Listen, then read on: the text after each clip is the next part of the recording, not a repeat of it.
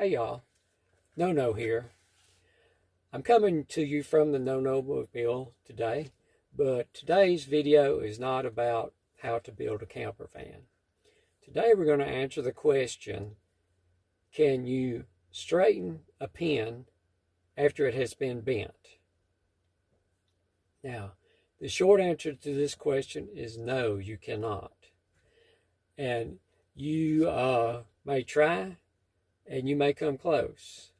But once you bend a pin, you can never straighten it back out and make it exactly the way it was before. Now, you're probably thinking that there's more to this question than just, can you straighten out a pin? And there absolutely is. This question, or this demonstration, was taught to me by my first grade teacher. Now, I don't remember a whole lot about the first grade, but this lesson that she taught us one day, I have remembered for almost 60 years. And, you know, it kind of goes to show how children remember things and children learn things, whether we are aware of it or not. Charles Barkley famously said a few years ago, "I am not a role model." Well, the thing that Charles didn't know is, yes, he is a role model. He may not have wanted to be a role model, but he was and he is. And so are the rest of us. Everybody's actions affects other people's actions, or other people. And whether we like it or not, if we live on this earth and come in contact with other human beings, we will have an effect on them. And we will especially have an effect on children.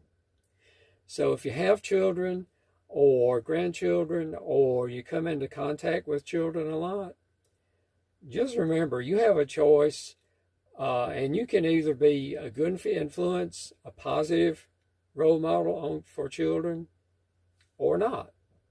So don't underestimate the effect that you have on children, because my first grade teacher, even though I don't remember a lot of other things that she taught me in the first grade, this one thing that she has taught me has lasted me all these years. And I never knew just how it would affect me as my life went on, but it has.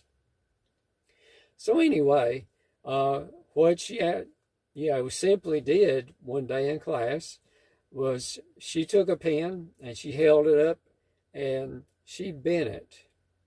And then she held up the bent pen, which I couldn't even see from the desk where I was sitting, but I knew what she had done. And she told us, once I bend this pen, I will never be able to straighten it back out the way it was. So, future engineer that I was, the first thing I did when I got home was to go to my mom's pin cushion, get a pen, bend it, and then try to straighten it. And I tried, and I got stuck multiple times, because you really can't straighten out a pen once it has been bent. The harder you try to straighten it back out, the more it wiggles away from you and sticks you in the finger. And so I learned not the lesson that she really wanted me to learn that day, but that idea stuck in my head years later. And as the years went on, I started to understand little by little what she was really trying to teach us, which was didn't have anything to do with a pen, but it had everything to do with life. And what I learned as the years went by was that she wasn't talking about a pen, but she was talking about choices that we make. And so as the years went on, I started to understand that just like she taught me that she couldn't straighten that pen back out once it had been bent, that when I did things that were wrong, I couldn't go back and change that either. I couldn't go back and make things like they were before. And I learned that there are consequences for doing things that are wrong. But I really didn't change the way I decided to do things until one year when a couple of guys came by our house and asked my parents if they could come by and take us to Vacation Bible School the following week. And so my parents said, sure, we don't mind. And part of that may be because they just wanted to get me and my sister out of their hair for a week, especially me, because I was a handful back in those days. And it was about when I was about 10 years old, I guess. I don't even remember the exact age I was, but I remember I was pretty young. And so we went to Vacation Bible School that week, and I remember gluing some kind of macaroni to a paper plate and spray painting it and doing crafts and things like that. And I don't really remember a whole lot about what the teachers in our little Vacation Bible School class taught us. But on the last day of Vacation Bible School, they brought everybody together into the sanctuary. And the preacher actually spoke to all of us that were in Vacation Bible School all at one time. And so he told us a lot of things that were very similar to what my first grade teacher had told me. That, there's a difference between right and wrong. And by this age, I knew the difference between right and wrong.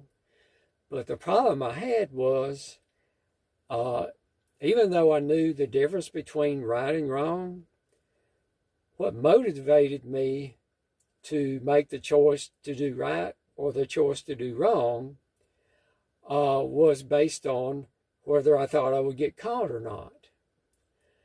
But the preacher told us that day that there was a much bigger reason that we had for making the choices that we make than just whether we would get caught or not.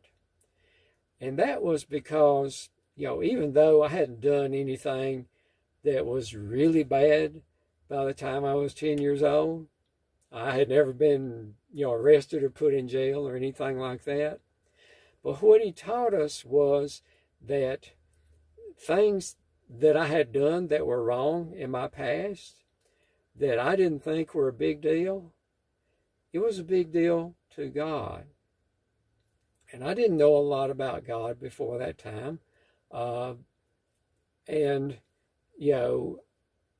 the preacher, though, was able to explain it to us in a way that I understood. And so as he talked to us, I started to understand that, there was a better reason for making choices than just whether I thought I would get caught or not.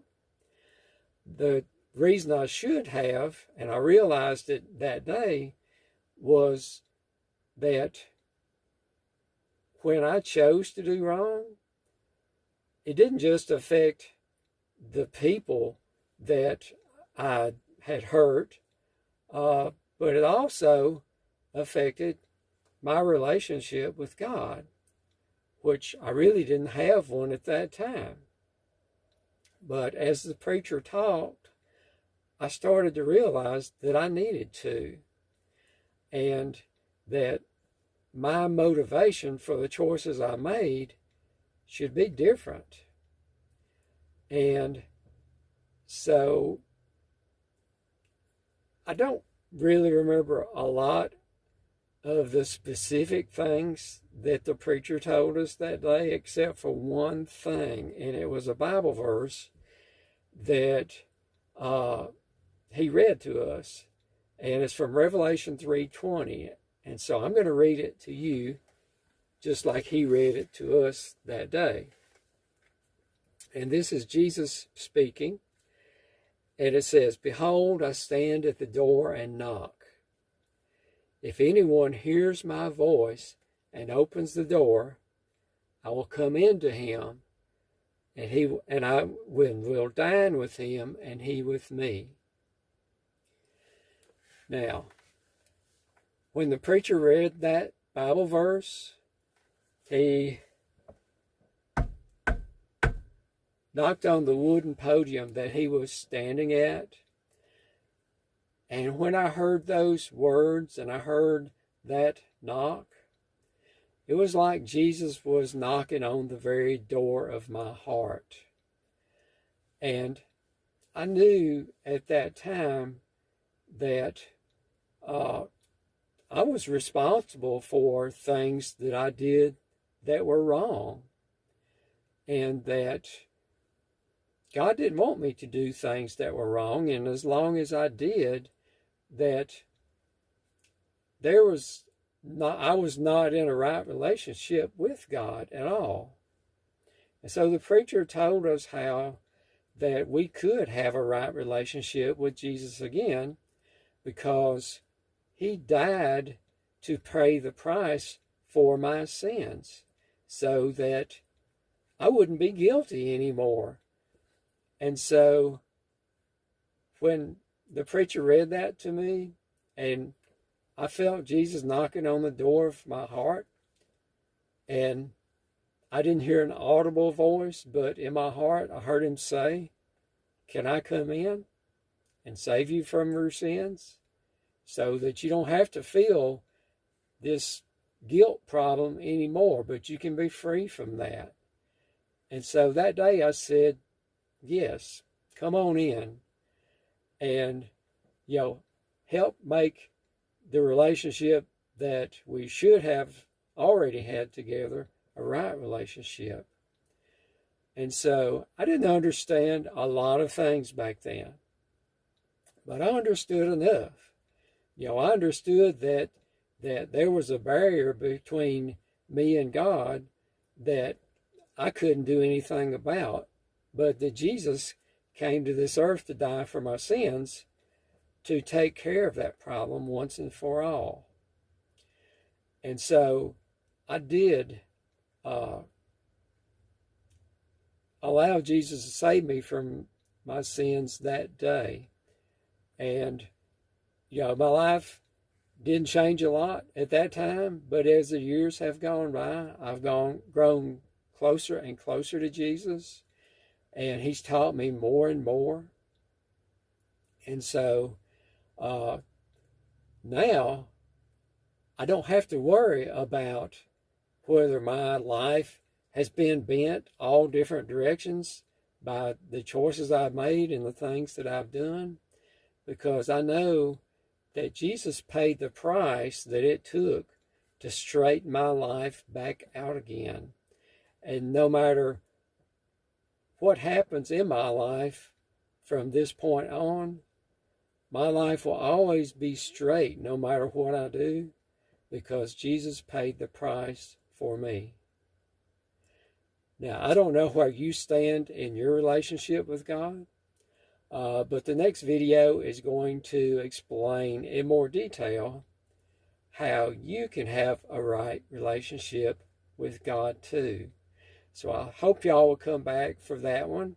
I appreciate y'all watching these videos. Please understand, I am not a professional, and I'm probably still not very good. When I sit down to do these things, I never know exactly what I'm going to say. I have an idea about a theme, but I'm depending completely on God to put the words in my mouth that can help you. And it's so, I know I don't have a lot of viewers, and I'm fine with that. I am not doing this to get a lot of people to watch me, but I am doing this to get the right people that I can help to watch me. And I hope you're one of those people. And so I hope you will come back for the next video where you can learn more about what it means to have a right relationship with God.